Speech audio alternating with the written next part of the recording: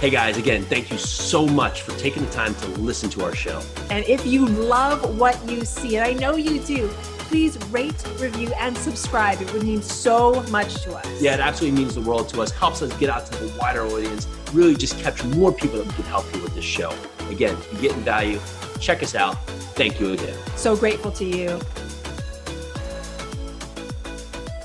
Hope everyone had a rockin' weekend. We had a fantastic weekend. What an amazing weekend. Jacob's down there in the Outer Banks. Wow, awesome, man. Enjoy that trip. And we are here in the home office. We got kids learning, kids doing a lot. We got a birthday coming up for our 5 and 360 of 365 days-ish, or 362 of 365 days-ish. But we are here, and I mean, we had a fantastic weekend. We finished up 75 Hard last week, went to a weekend. We had some time we had pancakes, right? But now we just dove back into it, right? Because it's not, I think the lessons that carry through here is that you don't do it and then just throw it all away. You build on it, right? And that's the point of challenging yourself, is to find things that you can learn from, find things that we can build on, and then use that moving forward. So we're now back into a routine today. Going forward, we're going to do this through the week, push this through the narrative, and really just continue to create the good change we want. Yeah, 75 Hard is not just about the challenge, not just about completing it. Yes, it's awesome. We completed the entire year, but now do we just stop? Do we do something good for ourselves the entire year, and then we're like, yay, we did it, and then that's it? Well, it's not 75 Hard anymore, right? It's our life. Way of living. It's our life. It's what we're doing now. It's the way we're living. It's our lifestyle. It's not 75 Hard the challenge. It's 75 Hard the lifestyle. It's a lifestyle of always reaching for something more, always doing something a little bit harder, always doing something good for yourself and good for your community. Today, I was so happy because this weekend I didn't pick up trash for the first time in 30 days. And I felt like I was missing something. So on my run, I started just picking up trash, and it felt so good to be like giving into my community in just that small way. So going into today, let's talk about 10 ways that we can continue to build on a successful growth in ourselves and in our day. Ooh, I like that. So number one, if you're challenged to a challenge, whatever it is, find some way to continue it. For instance, we were doing the push-up challenges, and we're continuing, at least I am continuing to do and add more push-ups and improving my upper body strength. So if somebody challenges you to do something, take on the challenge, give it your best shot, and then continue with it. Find something that you love as number 2 and commit to it. The competitive nature is inbred in all of us. And if you feel like you're not competitive, you are in some fashion, but maybe you're not thinking about it because maybe you're just thinking of competitive nature as in sports or business. Maybe you're competitive in, I don't know, yarn. What do you do with yarn? You knitting, right? Or crocheting, right? Find something that you can commit to, that you say that this is something I'm going to do for this amount of time, and I'm going to put my time into it. I'm going to commit to it, because now you're building a step in your life that you've now committed, and you're seeing something through. Number 3, find those that are already doing what you want to do, whether it be crocheting, whether it be playing a sport, whether it be something in real estate. Find those that are doing these things that you want to do and emulate them. Emulate the best. Success leaves clues. Find the successful, find them, emulate them, and ask them questions. So number 4 would be to realize that any difficulty you're going through will pass. And it's unfortunate you're in this position, but there's someone out there that doesn't have clean drinking water. And for that narrative, we have hard moments, but everyone is dealing with their own level of hard out there. So realize the good in what you're doing, the good in what you have, and the greatness in who you are. Number 5, take a moment for yourself. Know that if you fail in your challenges, if you fail to take that step forward, it's not a failure unless you stop, unless you accept that failure as the be all end all. Failure is not, it's not what we think it is, folks. It's stepping stones to something bigger, something greater than ourselves. So take that failure, learn from it, pivot, and keep on going. Number 6, if you're not where you want to be, take the step right now to start heading in the direction where you want to get to.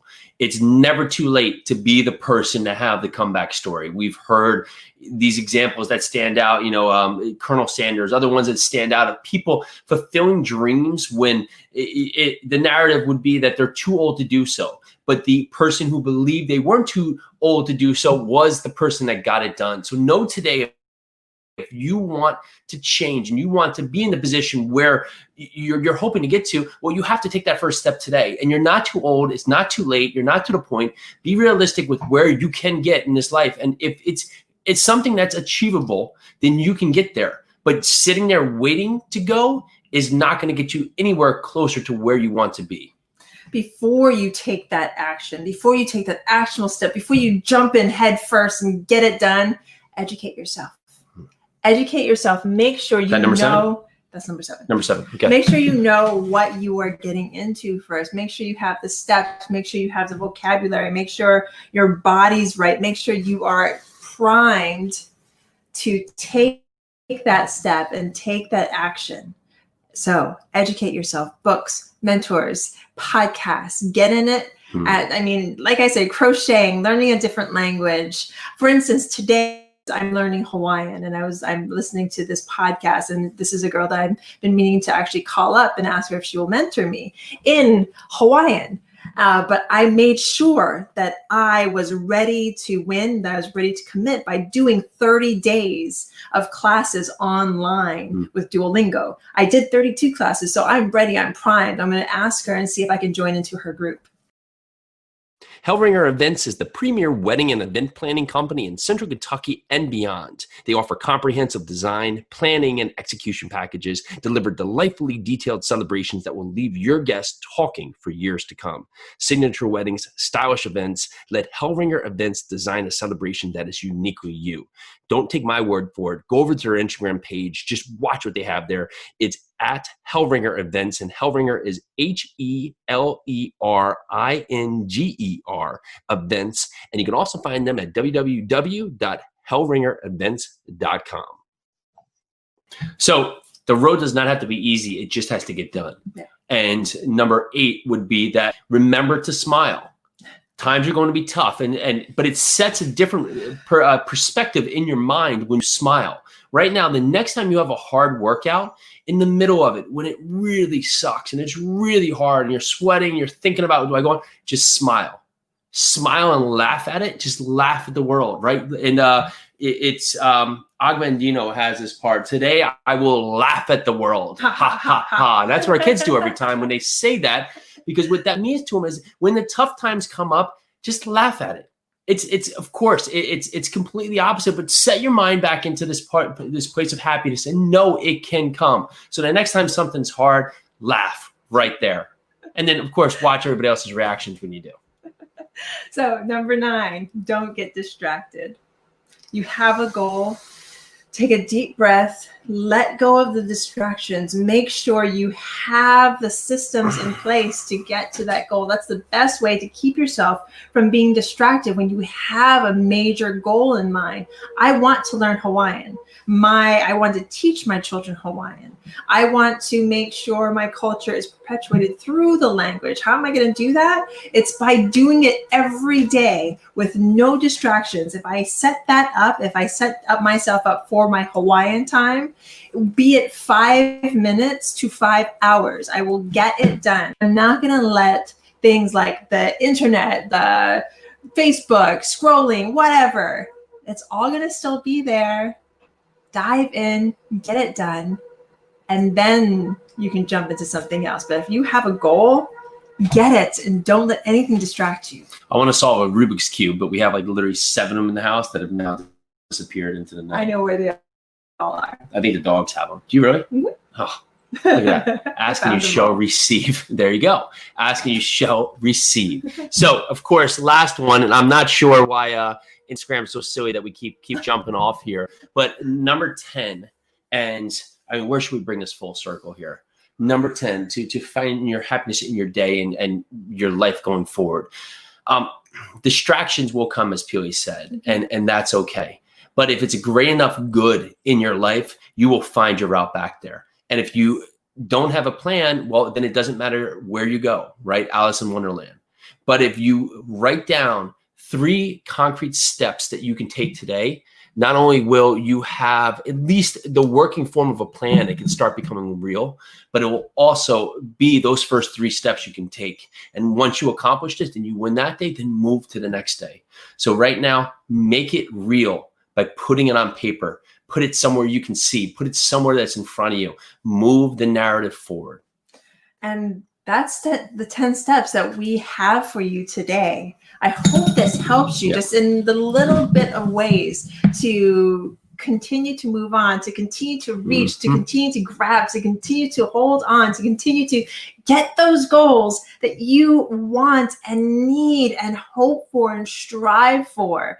If you have any questions, please, please, please text us. Text us. Let us know how we can help. We have this goes 908-224-6876. Also, you can get the newsletter that launched today, fitrichlife.com. Go over there, check it out. The newsletter's there. We've been getting so much great feedback on it. It's been fun to do, really, just talking about what's working for us, what we're learning about, what we're continuing to fail and then fail forward on, and just what we're doing in our life. So talk about life. What are the challenges that you have right now? What are you challenging yourself? 100-mile race. So I got a couple friends that are going to run it because now it's virtual. So some people are going to jump in. We got Sonny, we got Gabe, we got Eddie, we got Kevin. And so you guys, psyched to have you guys. Well, you are guaranteed. So my wife will be there. She's picking her number for the end here. So she's going to have probably one of the hardest tests. I don't think you ever run the dark in the middle of the night. No. So she's going to have a challenge. And right now we're trying to figure out a route because we were running a route yesterday and it started taking us on highways. So I'm trying to figure out a route here where I can do a 25-mile loop. And that starts at home. Probably the biggest failure of that is when I plan a run, it just becomes something of too much planning, right? So you just run it. But I'm going to find a loop here just so I'm not running 100 miles to Pennsylvania and back.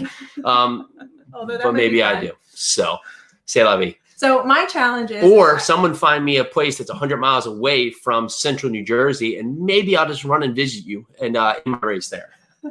That is a challenge. Lewis Kevin. Somebody I think he's out there. Where was he before? No, he was like 250. Yeah. All right, Lewis, if you're listening there, let me know. Maybe we'll meet in the middle. All right, guys. So my challenge is to actually, I'm psyching myself up, getting my mileage up so I can run with Jason. Right now I'm at 5 miles.